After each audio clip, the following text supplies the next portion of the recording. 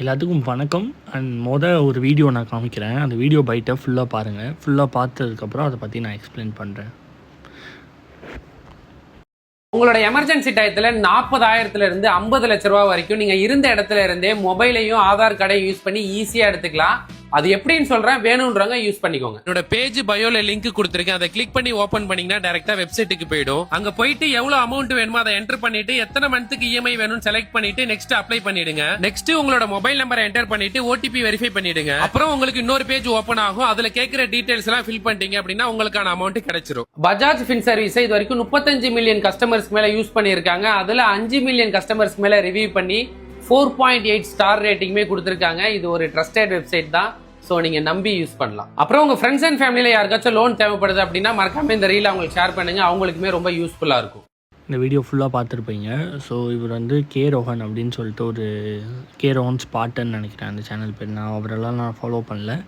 And 1.5 million subscriber மட்டும் வச்சுருக்காரு. Views குறைஞ்சது ஒரு 2 மில்லியன் அந்த மாதிரி.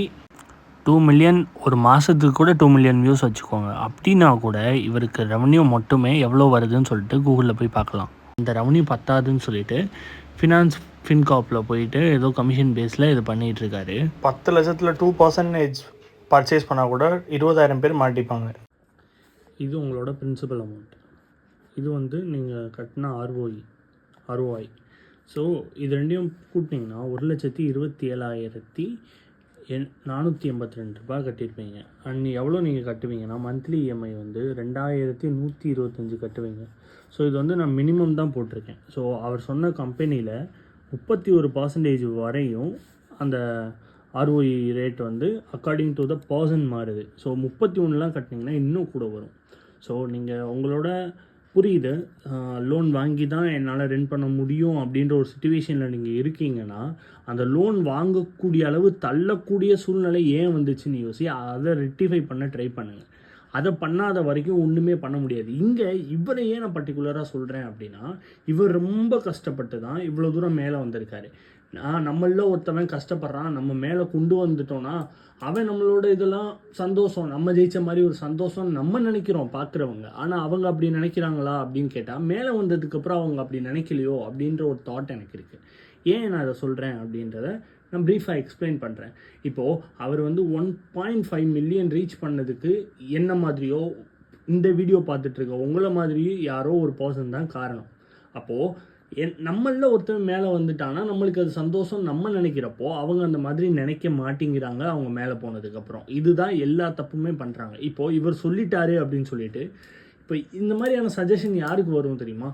ரொம்ப கஷ்டப்படுற சூழ்நிலையில் இப்போ எனக்கு நாளைக்கு காசு தேவைப்படுது, இப்போ யாருமே என் சொந்தக்காரன்ட்ட போய் கேட்டால் அசிங்கம், என் பக்கத்து வீட்டுக்காரன்ட்ட போய் கேட்டால் அசிங்கம், கோல்டை வச்சா அசிங்கம், ஒய்ஃப் கோல்டு தரமாட்டேங்கிறாங்க, இப்படிலான இஷ்யூவில் இந்த மாதிரி போய் மாட்டிக்கிட்டு இந்த 1 லட்ச ரூபாயை நீங்கள் 5 வருஷம் கட்டுறப்போ உங்களுக்கு திருப்பி நீங்கள் அந்த இன்ஃப்ளேஷன் ரேட் இதெல்லாம் பார்த்து பார்த்தீங்க அப்படின்னா இன்னும் நீங்கள் கீழே தான் போயிருப்பீங்க. ஸோ இன்னும் கீழே போனீங்கன்னா இதில் நீங்கள் ஆட் ஆன் தான் பண்ணுவீங்களே தவிர இந்த 1 லட்சம் 4 லட்சமாக மாறும். இந்த 4 லட்சம் அடுத்து 7 லட்சமாக மாறும். இப்படி தான் போகும். உங்களால் உங்கள் வாழ்க்கைக்கு மேலே போகவே முடியாது.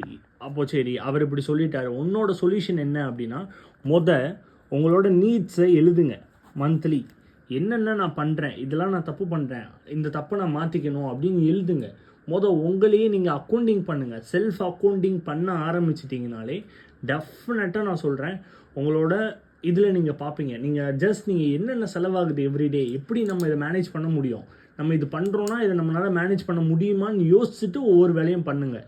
ஸோ எமோஷ்னல் கண்ட்ரோல் ரொம்ப ரொம்ப முக்கியம். வைல் நீங்கள் போய் ஒரு டெப்த்தில் மாட்டாமல் இருக்கிறதுக்கு ப்ளீஸ் டோன்ட் அந்த மாதிரி பண்ணாதீங்க. இன்னும் ஃபர்தராக நம்ம இதை பற்றி நிறையா பேசலாம். ஸோ அண்ட் இன்கேஸ் அந்த ப்ரோக்கு இந்த வீடியோ போச்சுன்னா ஐம் சாரி. நான் உங்களை ஹர்ட் பண்ணணும்னு நான் எதுவுமே சொல்ல. It's not about the personal vengeance. So இது எனக்கு தோன்றதை நான் சொல்கிறேன். நான் உங்களை பார்த்தது கூட கிடையாது, நான் உங்களை ஃபாலோ பண்ணுறதும் கிடையாது.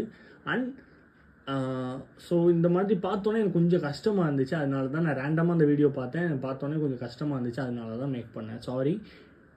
இன்கேஸ் நீங்கள் அவங்களோட பர்சனலாக ஹர்ட் ஆகிட்டிங்கன்னா, பட் நீங்கள் பண்ணுறது தப்பு தான். I am strong with my words what I speak. But in case நீங்கள் ஏதாவது பர்சனலாக ஹர்ட் ஆகிட்டிங்கன்னா ஐம் சாரி.